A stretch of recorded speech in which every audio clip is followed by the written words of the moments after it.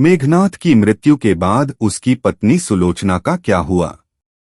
सुलोचना मेघनाद की पत्नी और रामायण के कथाचक्र में एक अद्वितीय पात्र हैं।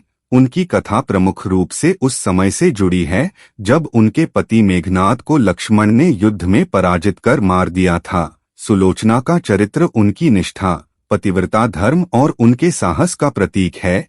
इस संदर्भ में उनकी कहानी रामायण और इससे संबंधित ग्रंथों में विभिन्न प्रकार से चित्रित की गई है।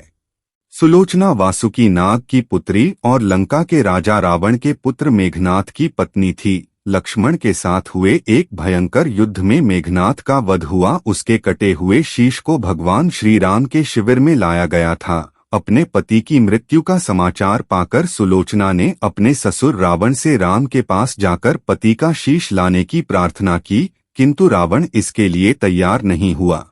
उसने सुलोचना से कहा कि वह स्वयं राम के पास जाकर मेघनाद का शीश ले आए, क्योंकि राम पुरुषोत्तम है, इसीलिए उनके पास जाने में तुम्हें किसी भी प्रकार का भय नहीं करना चाहिए। रावण के महापराक्रमी पुत्र मेघनाद का वध करने की प्रतिज्ञा लेकर लक्ष्मण जिस समय युद्ध भूमि में जाने के लिए तैयार हुए, तब श्री राम उनसे कहते हैं, लक्ष्मण, रण में जाकर तुम अपनी वीरता और कौशल से रावण पुत्र मेघनाद का वध कर दोगे, इसमें मुझे कोई शंका नहीं है।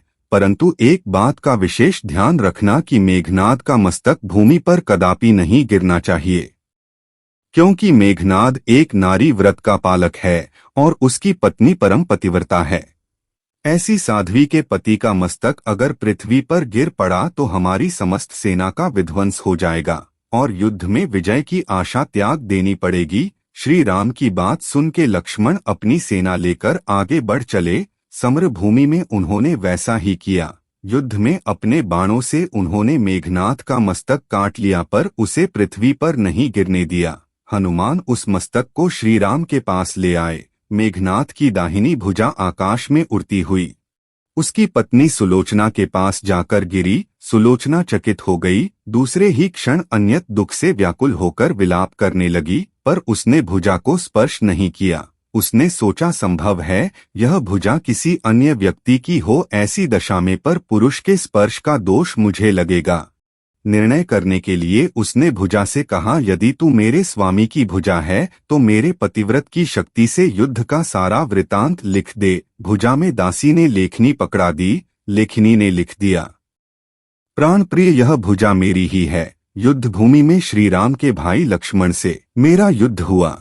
लक्ष्मण ने कई वर्षों से पत्नी, अन्न और निद्रा छोड़ रखी है। वे तेजस्वी तथा समस्त दैवी गुणों से संपन्न है। संग्राम में उनके साथ मेरी एक नहीं चली। अंत में उन्हीं के बाणों से विद्ध होने से मेरा प्राणांत हो गया। मेरा शीश श्री राम के पास है।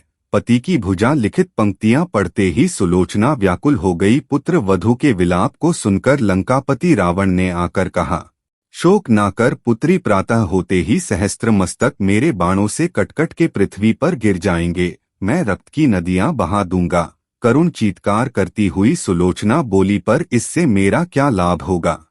सहस्त्र क्या करोड़ों शीश भी मेरे स्वामी के शीश के अभाव की पूर्ति नहीं कर सकेंगे। सुलोचना ने निश्चय किया कि उसे अब सती हो जाना चाहिए, किंतु पति का शव तो राम दल में पड़ा हुआ था। फिर वह कैसे सती होती? जब अपने ससुर रावण से उसने अपना अभिप्राय कहकर अपने पति का शव मंगवाने के लिए कहा, तब रावण ने उत्तर दिया, युद्ध भूमि में योद्धाओं का शव लाना कायरता का प्रतीक है।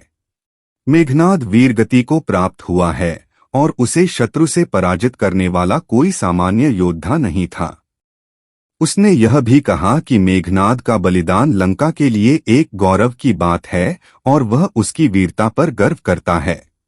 इसलिए हे देवी, तुम स्वयं ही राम दल में जाकर अपने पति का शव प्राप्त करो। जिस समाज में बाल ब्रह्मचारी हनुमान, परम जितेंद्रिय लक्ष्मण तथा एक पत्नी वृति भगवान श्री राम विद्यमान है, उस समाज में तुम्हें जाने से डरना नहीं चाहिए। मुझे विश्वास है कि इन स्तुत्य महापुरुषों के द्वारा तुम निराश नहीं लौटाई जाओगी। सुलोचना के आने का समाचार सुनते ही श्री राम खड़े हो गए और स्वयं चलकर सुलोचना के पास आए और बोले, हे देवी, तुम्हारे पति विश्व के अन्यतम योद्धा और पराक्रमी थे। उनमें बहुत से सद्गुण थे, किंतु विधि की लिखी को कौन बदल सकता है?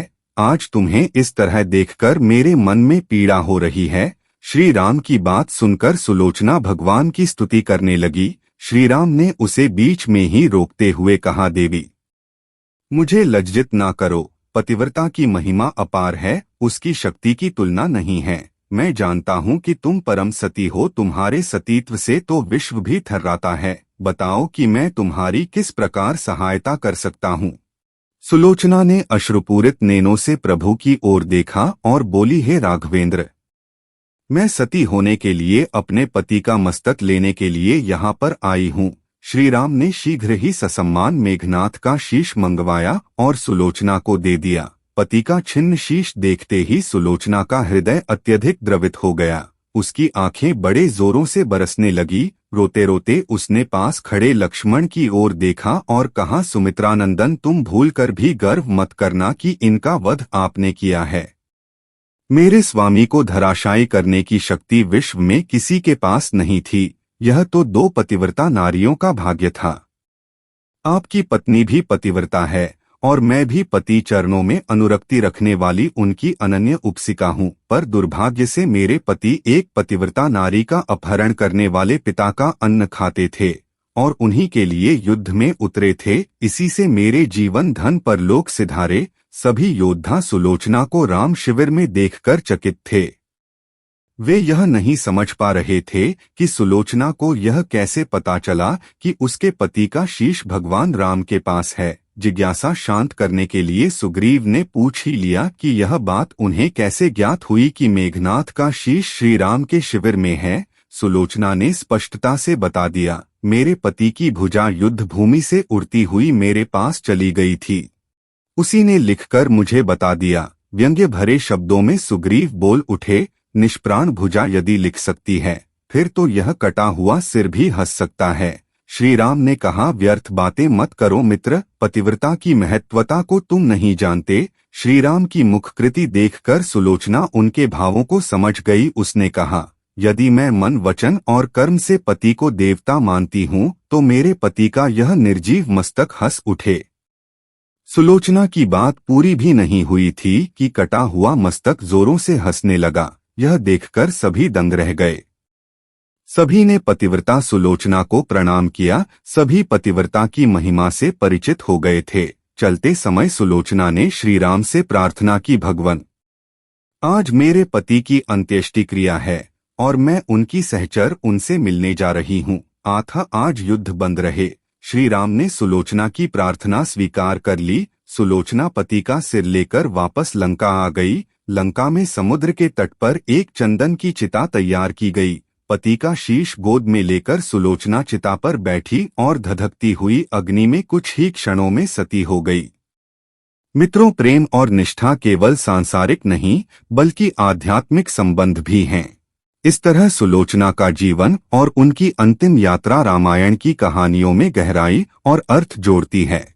प्यारे मित्रों, अगर आपको हमारी यह कथा अच्छी लगे तो कमेंट बॉक्स में जय हरि विष्णु लिखना ना भूले। साथ ही वीडियो को लाइक, चैनल को सब्सक्राइब और वीडियो को अपने मित्रों में शेयर करना ना भूले।